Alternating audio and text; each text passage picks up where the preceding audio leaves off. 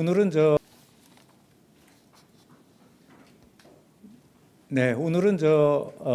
목요 간담회가 있는 날인데 여러분들한테 예고된 것처럼 수요일 날로 옮겼습니다. 여러분들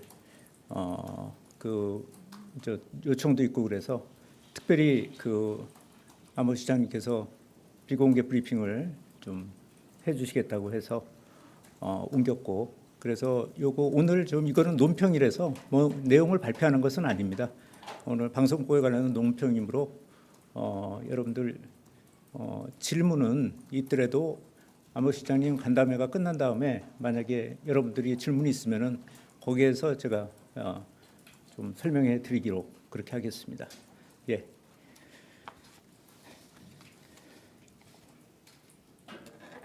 네, 시작하겠습니다. 예, 홍보수석 이규현입니다. 공영방송의 독립성 강화를 위한 방송법 개정안이 어제 국회 본회의를 통과했습니다. 지금까지 공영방송 사장은 정치권이 암묵적으로 임명해 왔습니다. 앞으로는 100인 이상의 국민추천위원회가 제안하는 후보 중에서 임명하게 됩니다. 여야 정치권이 100% 추천하던 KBS 이사 비율 역시 40%로 낮아집니다. 이에 따라 공영방송에 대한 정부와 정치권의 영향력이 크게 줄어들어 방송의 독립성과 시청자 주권이 획기적으로 강화됩니다. 고 이용마 MBC 기자는 공영방송을 국민의 품으로 돌려주자고 제안한 바 있고, 이번 개정안 통과 이후 민주언론 시민연합 등 여러 시민사회 단체들이 비슷한 성명을 낸 바 있습니다.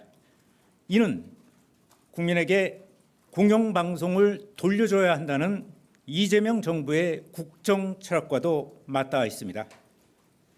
물론 이번 방송법 통과로 공영방송을 둘러싼 모든 문제가 말끔히 해결되는 것은 결코 아닙니다. 다만 공영방송 지배구조의 제도화라는 오랜 수건 과제가 풀렸다는 점에서 매우 중요한 첫걸음이라고 생각합니다. 앞으로 방송법 규칙 개정 등 후속 조치를 신중하고도 신속하게 처리할 수 있도록 노력하겠습니다. 이상입니다.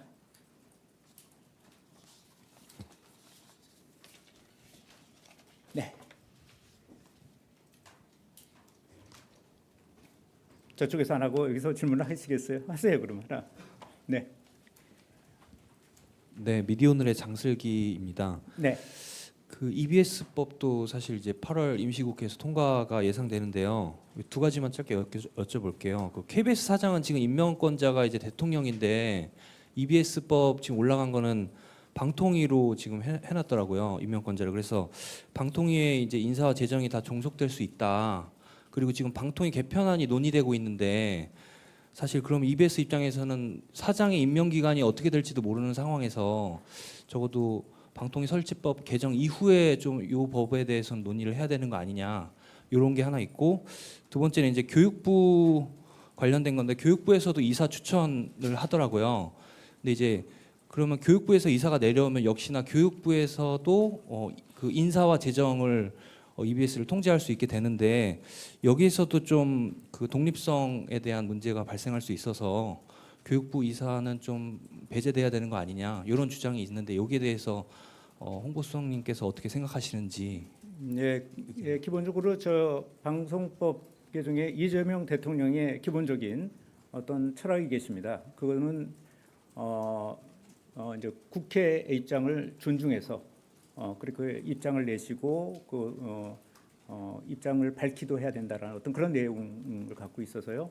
저희가 지금 말씀하시는 구체적인 것들은 아마 입법 과정에서 또는 선행적으로 또는 후속적으로 조금 보완될 수 있는 사안이 아닐까 그렇게 생각을 하고 있는데, 구체적인 거는 국회의원들의 뜻을 존중하도록 그렇게 하겠습니다. 네. 네, 수석님 채널A 홍지은입니다. 좀 다른 건 질문드리고자 하는데 지금 문재인 전 대통령까지 이제 조국 전 대표의 사면을 좀 공식적으로 요청을 하고 있는데 좀 대통령실은 어떤 방향으로 검토 중일지 궁금합니다. 당장 내일이 이제 사면심사위원회고 이제 머지 않는 것 같아가지고요. 이제 오늘 저 브리핑 내용하고는 무관한 내용이라서 죄송하지만 다음에 의견을 밝히겠습니다. 네. 예, 또 없으시면은 이도록. 아, 그래요? 네네. 네. 또 질문 있으시면 얘기하시죠. 조금 간담회가 후속 간담회가 좀 늦어질 것 같습니다. 네.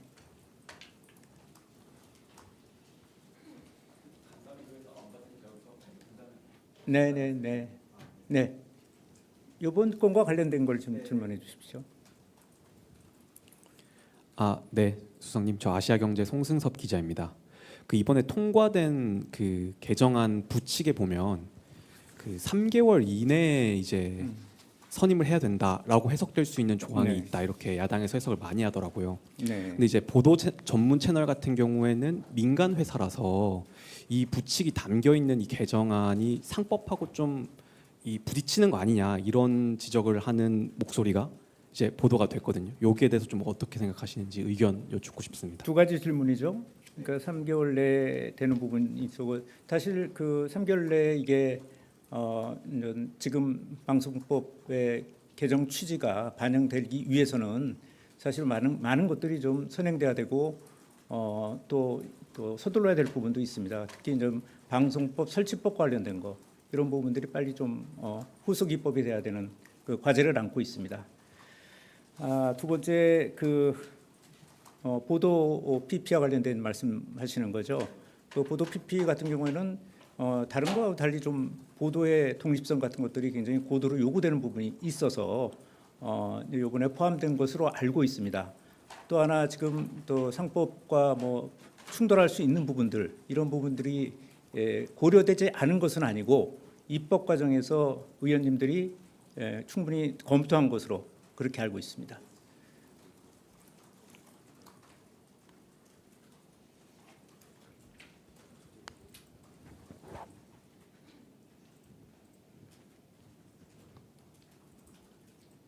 네, 하시죠. 네, 수석님, 어메이스 이경태 기자입니다. 그 방송법의 그 시청자위원회라든가 학회라든가 그 이사를 추천할 수 있는 네. 단체에 관련해서 시행령에 위임하도록 돼 있거든요. 네, 거기 관련해서 대통령실에서 혹시 논의한 바가 있는지가 좀 궁금하고요. 왜냐하면은 시행령으로 하게 되는 경우에 이재명 정부가 아닌 다른 정부가 들어섰을 때 좀 원래 의도와 다르게 악용될 가능성이 있기 때문에 입법적인 보완이 필요하다라는 지적이 있기 때문입니다. 그래서 네. 여기에 대해서 논의하신 바가 있는지 아니면 또 다른 요청을 하실 계획이 있는지 궁금합니다.